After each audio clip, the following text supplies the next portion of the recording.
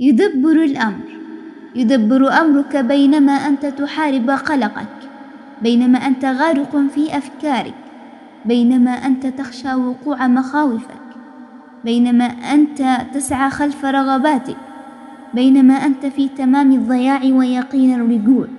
يدبر أمرك لأنه أعلم منك بحالك. من عرف الله حق المعرفة هدأت نفسه واطمأن قلبه وارتاحت روحه، لأنه علم حقيقة أنه بين يدي رب كريم ورحيم.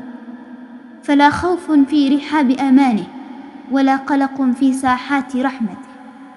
كلما زاد عدد مرات الاستغفار في تفاصيل حياتك، كلما فتحت لك مغاليق الأبواب وتيسرت لك الأمور الصعاب، واستوطن قلبك السرور وتنحى عنك الهم، وفتح الله عليك الرزق وصبه عليك صبا.